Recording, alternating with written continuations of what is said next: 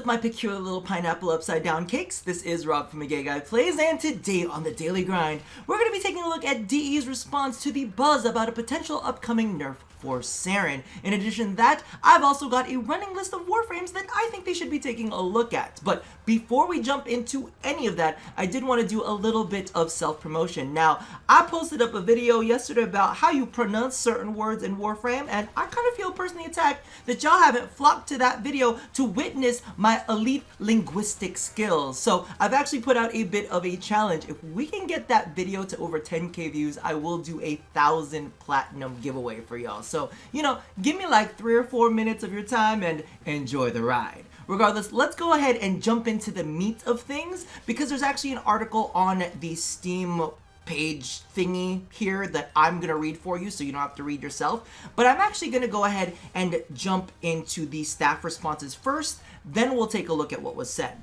So first and foremost, Pablo, and this is kind of like the way that I feel about a lot of dev streams, he states, "If you come to my stream, you can expect to hear me say a lot of random shit. My stream isn't work, I'm just playing around, not working on nerfing Saryn at the moment." So it's kind of like I always say, take everything that is said with a grain of salt. Just because it's on their minds doesn't mean that they're actively doing anything about that. And that was further enforced by D. Spacey Sarah, hello!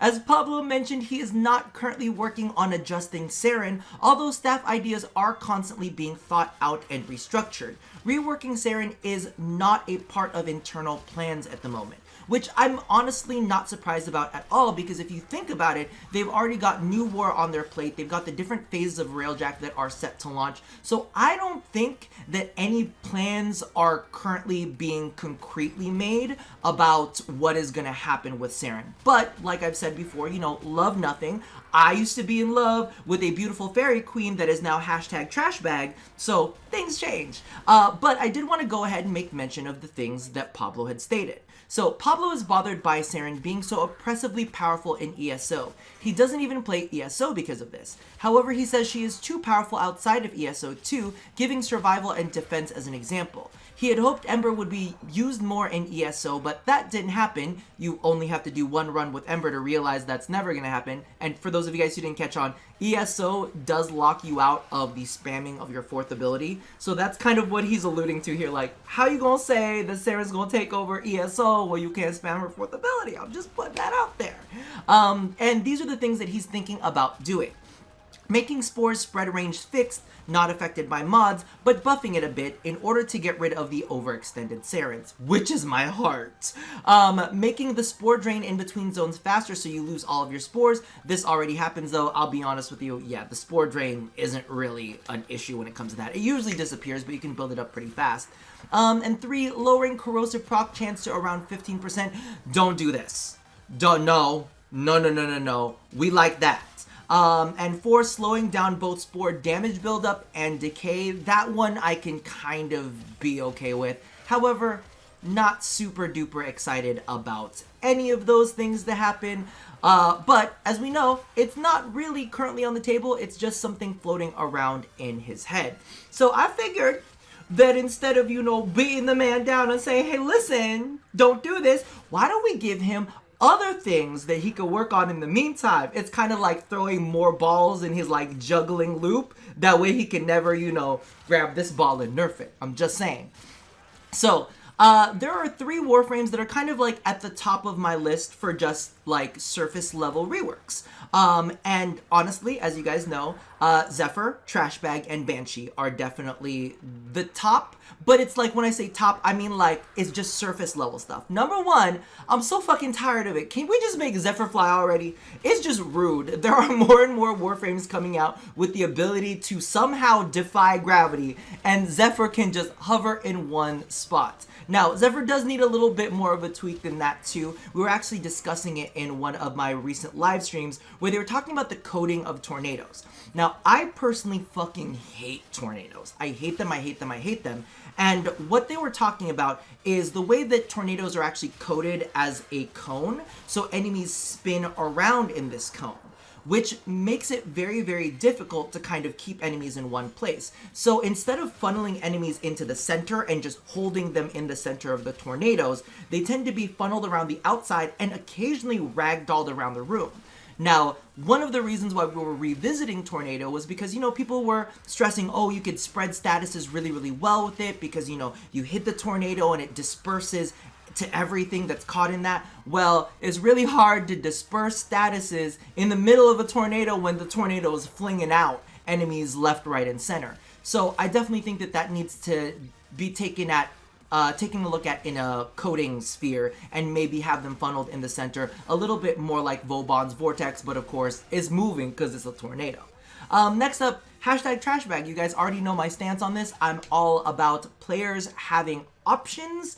And can I just say, I'm kind of mad at y'all because I purposefully did not mention hashtag trashbag in yesterday's video because I was like, listen, I'm gonna just let the horse be dead.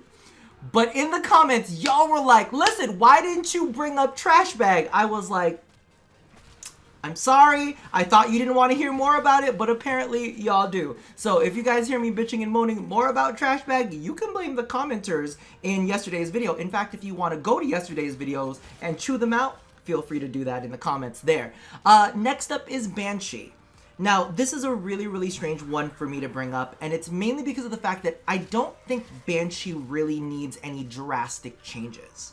Honestly, I just feel like she needs a refresh. Her kit feels a little bit old. There are beautiful things in her kit. Like, listen, don't fuck around with sonar. We love sonar. We love the resonance. Don't fuck with that. It's fantastic, but I think she just needs to be modernized a little bit more, maybe some synergies added to her kit to make her a little bit more powerful, or have a few things here and there that allow her to have a tad bit more survivability. But I don't think she needs a crazy overhaul. I think that she just needs to be modernized. Now, the next frame that is on my list that I think that they should definitely be taking a look at is Nyx. Now, I know that she's gotten reworks, but I feel like she suffers from what I like to call like the Grendel syndrome. Like, she works and she does things, but how fun is she really to play? And I think that that's something that they need to take a look at with her overall kit. What is it that's a little bit disconnected? Because I know that a lot of people felt the same way about Wukong. Wukong just got boring. Like, nobody really liked him so much. He didn't feel really engaging. And maybe that's what it is about Nyx and why she's not really, you know, hitting it out of the park like she could potentially be. And I think that they just need to look at her fun factor and some fun factor synergies to kind of amp it up a little bit, because I think that the concept behind Nyx is really, really great. I think that the things she can do are absolutely fantastic, but I don't think that the fun factor is there. Correct me if I'm wrong, let me know down in the comments below. And then the last two. One of them is in need of modernization, and the other one just has two skills that I think could be replaced with something more thematic and a little bit better. And maybe in a separate video, we could go into that a little bit more. But the first one is Trinity. Since we're talking about some older frames, what's happening with Trinity now? And it's very subtle. It's not super insanely, you know, like, oh my god, Trinity's dead, because Trinity is still a very powerful frame. The only thing is her kit is definitely showing her age. And the thing about it is Trinity was like the original healer of Warframe. If you guys played her back in the day, she had zone-wide, okay? Keep in mind, zone-wide healing and invincibility instantaneously. That's what happened. You press the button, the second your finger went all the way down, it was zone-wide, people were healed, people were invincible for the duration. That's how powerful Trinity used to be. But now what we're finding slowly but surely is that other Warframes are kind of taking chunks away from Trinity as the queen of, you know, support and healing. Now, things like Oberon, of course, having the passive ability to technically have a zone-wide heal over time. And when we say technically, basically, if you cast it on any of your allies, if they leave, you know, your effective area, it's fine because the buffs are still on and they'll still get that regeneration. So we've got things like that. We've got Necros, which can literally plaster the field with health orbs left, right, or center. Same thing also happens with Nerja when he uses his chakram. He can leave a lot of health and energy orbs all over the field. And then, of course, most recently with Ember and her augment for Inferno, which, of course, like has a percentage chance to spawn energy orbs. And listen, if you're killing a bunch of enemies, right, with this ability, and they have even a small chance of leaving energy orbs, I'm finding that you just find energy orbs littered all over the place. And that's not just for Ember, that's for the entire team. So now we have other ways to get energy rather than relying on a Trinity for EV.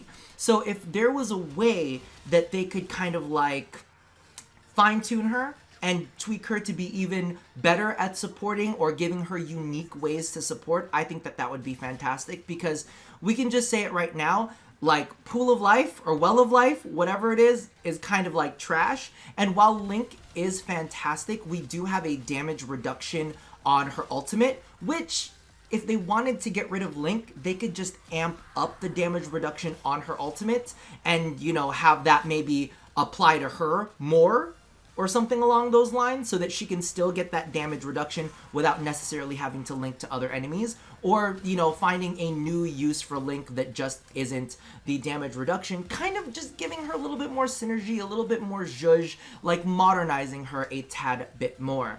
Now, the last one I'm really curious about maybe doing a dedicated video to when it comes to reworks, which of course is Inaros. Now, I've seen it in the comment sections, I've seen it on the streams. Everybody is like, the only thing worthwhile about Inaros is his survivability and all the health he gets. That's really what it comes down to. So when we take a look at his kit, we have two really weird abilities. I won't say weird, they could be done so much better, which is of course Sandstorm, which it's the same thing about freaking Zephyr's Tornadoes that I hate. I hate that sloppy all over the place throwing enemies around. I'm just not a big fan of it. And then of course we have Devour. Like, a part of me is like, yo, do we need Devour when we have Pocket Sand and his passive is regenerating a large chunk of health whenever he finishes an enemy? You know what I mean? So part of me is like, I feel like that's a little bit redundant, and that those are two skills that don't necessarily need to be there and could definitely be replaced by something completely different, something completely more thematic, and maybe would help him to get more of his sand thralls out there. So let me know if you're interested in maybe me kind of like mind palacing those and figuring out what I want to do with them. Regardless, toss down in the comments below what Warframes are on your maybe potentially take a look at a rework instead of nerfing Saryn list. Toss that in the comments below, and we can have a little bit of a chat. Regardless, that's gonna do it for me for now. Let me know how you guys feel about all of this. The potential Saryn nerfs, what you guys would like to see in the future. What would you be okay with them tweaking on Saryn without absolutely crushing your balls or ovaries or whatever beautiful in between you've got. But that about does it for me for now, and as always, love somebody, hurt nobody, and watch yesterday's video. I'll see you guys next time. Bye-bye!